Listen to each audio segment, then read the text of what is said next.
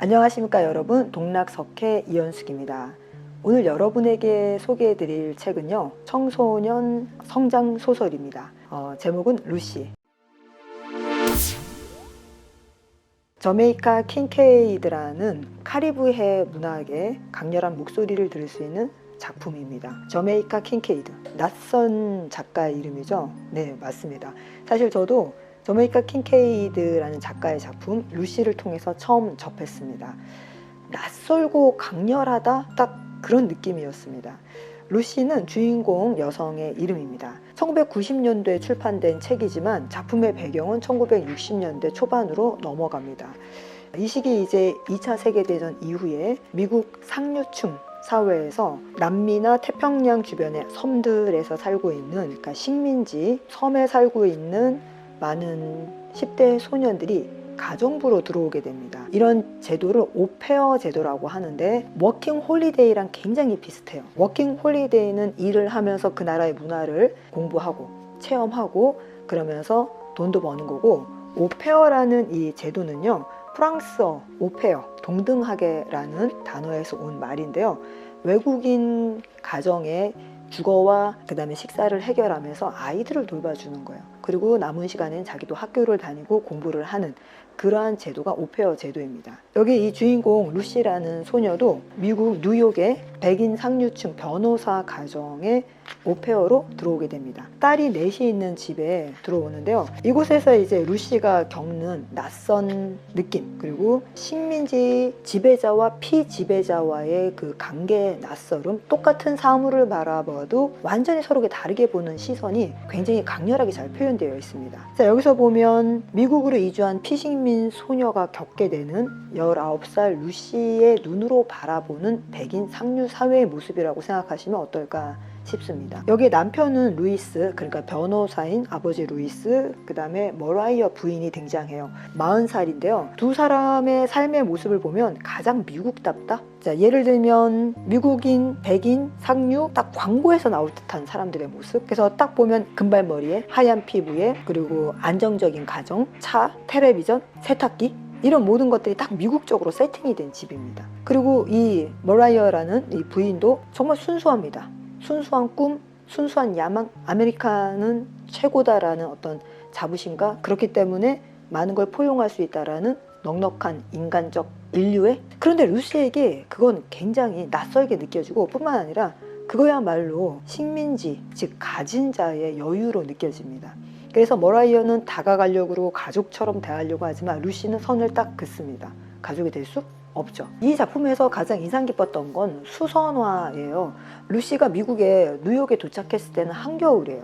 루시는 태평양에 있는 섬에서 자란 아이이기 때문에 한 번도 겨울이라는 걸 겪어본 적이 없습니다. 그러니 당연히 봄도 알 수 없고요. 그래서 겨울에 도착한 루시 눈에는 뉴욕이 그 삭막하고 사람들은 뭔가 음침해 보이고 우울해 보이는 그런 모습입니다. 그래서 머라이어는 봄이 오기를 기대합니다. 그러면서 루시에게 수선화 꽃을 보여주고 싶어요. 자신이 가장 좋아하는 꽃인 수선화. 그러면서 수선화와 관련된 이야기를 많이 하는데, 안타깝게 루시 입장에서 수선화는 무슨 꽃인지도 모르고 암기해야 했던 영국식 꽃이었던 거예요. 그래서 수선화라는 게 같은 꽃임에도 불구하고 머라이어에게는 봄, 풍요, 희망, 기쁨을 상징한다면 루시에게는 식민지, 좌절, 강박적인 어떤 피식민지인으로서의 공부, 학습, 또 어머니의 기대, 막연한 어머니의 공포심, 이런 것들로 다 뒤범벅이 되어 있습니다. 그래서 실제로 봄이 오고 수선화 꽃을 봤을 때 그 머라이어의 순수한 기쁨과 루시의 절망적인 기쁨은 정말 괴리가 어마어마하게 납니다. 루시라는 작품에서는 뉴욕이라는 삶의 동화해 가면서 점점 동화할수록 낯설고 다르다는 걸 또 뼈저리게 느끼는 주인공의 어떤 거리감, 그러면서 스스로 독립하고 스스로 두 발로 서기 위해서 자신의 정체성을 찾아가는 이야기가 잔잔하게 펼쳐집니다. 마지막에 결국 루시는 루이스 변호사의 댁을 떠나게 됩니다. 주인공은 루시이지만 사실 저는 머라이어 입장에서 이 책을 많이 접하게 돼요. 머라이어 같은 경우에는요, 이 자기가 정성을 쏟았지만 결코 마음의 문을 열지 못하는 루시와도 헤어지게 되지만, 안타깝지만 남편하고도 거리가 멀어지게 됩니다. 머라이어는 한마디로 얘기해서 딱 광고지에 나오는 듯한 삶을 살고 있어요. 딱 미국하면 떠오르는 풍요, 백인 상류 사회. 그래서 그녀의 생각은 너무 순수하고 그리고 환경을 지키기 위해서 노력을 해야 된다고 생각하고 동식물 보호에 앞장서면서 정말 순수하게 삽니다. 하지만 남편 루이스는 그런 순수한 머라이어보다는 좀 더 현실적인 사람이죠. 아내와의 소꿉놀이에 질렸다고 표현을 해야 될까요? 결국 남편 루이스는 머라이어의 친구인 다른 여자와 바람이 나게 됩니다. 이제 그 모습을 바라보는 또 루시의 태도가 또 다른데, 루이스의 바람은 어떤 면에서는 너무나 동화처럼 온실 속의 화초처럼 사는 아내에 대한 거부 반응에 따른 어떤 다른 여자와의 탈출구라면,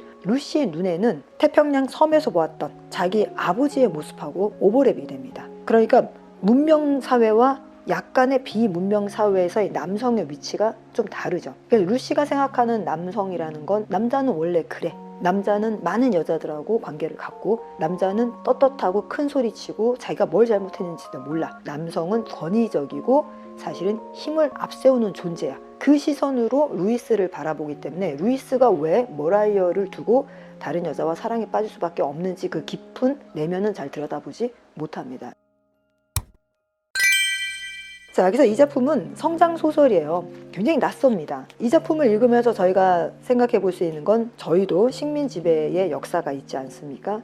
그런 식민 지배의 역사가 있는 우리가 만약에 그런 어떤 완전히 문화적으로 배경적으로 다른 세계에 편입해서 살아야 된다면 어떤 갈등을 느끼고 어떤 시선으로 바라보게 될까 하는 제3자의 시선으로 조망하면서 볼 수 있는 작품입니다. 문체나 내용이 어렵지는 않지만 사물과 사건을 바라보는 시선이 상당히 낯설다? 우리가 보통 접하게 되는 영미 문학과는 그 색깔과 느낌이 굉장히 다른 책, 루시. 우리 성장하는 청소년 여러분에게 추천합니다. 상당히 책도 얇습니다. 가볍게 시작하지만 마지막 순간까지 무겁게 머리를 누르는 낯선 이국적 세체의 책, 저메이카 킨케이드의 루시, 청소년 여러분에게 추천드립니다. 지금까지 동락석회 이현숙이었습니다. 좋아요와 구독 부탁드립니다. 감사합니다.